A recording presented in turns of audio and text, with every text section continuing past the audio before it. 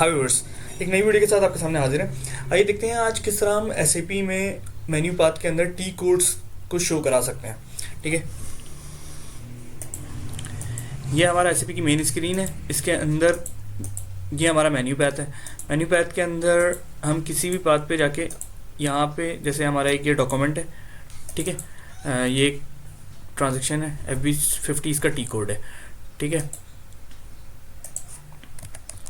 अगर हम ये चाहें कि यहाँ पर भी टी कोड लिखा हुआ आ जाए तो ये किस तरह पॉसिबल है। इसके लिए हम मोर के ऑप्शन में जाते हैं। मोर के ऑप्शन में जाने के बाद एक्स्ट्रा में सेटिंग्स का ऑप्शन, सेटिंग्स के ऑप्शन में जाने के बाद